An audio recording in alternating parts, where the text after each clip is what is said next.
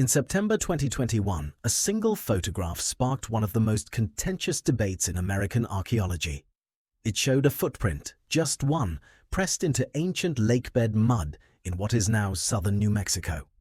The problem? That footprint was dated to 23,000 years ago. According to every textbook, humans weren't supposed to exist in the Americas then. The entire continent should have been empty, sealed off by massive ice sheets that blocked North America from the rest of the world. But this footprint, along with 60 others found beside it, told a different story. Almost immediately, skeptics attacked. They insisted the dating method was flawed. They claimed the footprint couldn't possibly be that old. The controversy raged for 2 years until October 2023. That's when scientists returned to White Sands National Park armed with 2 entirely different dating techniques and confirmed the impossible. The footprints were real. They were 23,000 years old, and they proved something that rewrites the entire story of human migration. The ice-free corridor theory, taught in schools for 70 years, was wrong. Before we reveal how 3 independent scientific methods finally validated what indigenous communities already knew and what these ancient tracks tell us about the sophistication of America's first mariners. If you want to join us on these journeys into the deep past, please hit that subscribe button and turn on notifications so you never miss a discovery with hidden strata. The discovery actually began in 2009. But it took a decade to realize what had been found. White Sands is famous for its endless white gypsum dunes, but the real archaeological treasure lies in what used to be the bottom of Lake Otero, a massive body of water that vanished after the last ice age. David Bustos, the park's resource manager, noticed dark discolorations on the dried lakebed. He called them ghost tracks, visible only at certain times, when the ground is neither too wet nor too dry. Then the wind erases them forever. The park holds the largest collection of Ice Age footprints in the world. Columbian mammoths with footpads measuring 50 centimeters across. Harlan's ground sloths leaving kidney-shaped impressions with deep claw marks. Dire wolves, ancient camels, even saber-toothed cats. But mixed among the megafauna were humans. And the tracks tell a story no bone ever could. One trackway shows a woman or adolescent carrying a toddler on one hip for nearly a mile. You can see the footprint deepen on one side from the extra weight. Periodically, tiny toddler prints appear where the child was set down to rest. Then the same person made the return trip alone, stepping directly into some of their own outbound tracks. Between the outbound and return journey, a giant ground sloth crossed their path. Its tracks show it reared up on its hind legs, catching the human scent before veering away. These aren't fossils, they're snapshots of a Tuesday afternoon in the Ice Age. But the question remained, when was that Tuesday?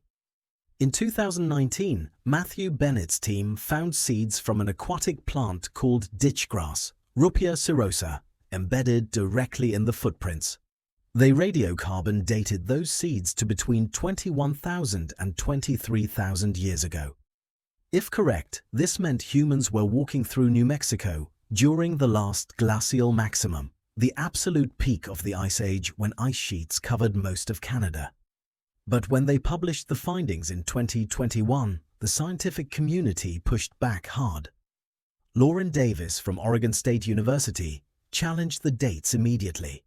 He warned that aquatic plants are notorious for giving falsely old radiocarbon dates due to something called the hard water effect. Underwater plants absorb carbon from lake water, not just the atmosphere. If that water contains ancient dissolved carbon from bedrock, the plant will appear thousands of years older than it actually is. Critics like David, Madsen, and Michael Waters agreed. The seeds were unreliable and the dates were likely wrong. The criticism stung, but the White Sands team accepted the concern was valid. They went back to the field. In 2022, they returned to White Sands with a plan to date the footprints using methods that water contamination couldn't fool. First, they painstakingly collected 75,000 individual grains of pollen from the exact same mud layers. Not just any pollen, terrestrial pollen from pine, spruce, and fir trees. These trees get their carbon from the atmosphere, not the water. No hard water effect possible. It is exceptionally laborious, said Kathleen Springer, a geologist with the USGS. But they did it. The pollen dates came back 23,000 years old, statistically identical to the original seed dates. Then they tried a completely different approach, optically stimulated luminescence. This technique measures when quartz grains in the mud were last exposed to sunlight. It's a completely independent clock that has nothing to do with carbon dating. The result? 21,500 years old. In October 2023, the team published the new findings. 3 different methods, seeds, pollen, and quartz, all pointed to the same conclusion. Physicist Venter Philipson wrote that the data overall strongly indicate human presence in the Americas around 22,000 years ago. The footprints were real, the dates were solid, and that meant the history books were wrong. For 70 years, the dominant theory was the ice-free corridor. The idea was simple. As the massive ice sheets covering Canada began to retreat around 13,000 years ago, a narrow path opened along the Rocky Mountains. Humans walked from Siberia through this corridor into the Americas. It was a neat, tidy story taught in every textbook, but the White Sands footprints shattered it. If humans were in New Mexico 23,000 years ago, the ice-free corridor is irrelevant. Why? Because 23,000 years ago, that corridor was sealed shut. The Laurentide and Cordilleran ice sheets were at their maximum extent, more than a mile thick in places, stretching from Alaska to Montana. Recent DNA studies of ancient bison prove the corridor was biologically dead, a barren, frozen wasteland until at least 13,000 years ago. There is simply no way these people walked through the ice. So how did they get here? The answer has been sitting in front of us for decades.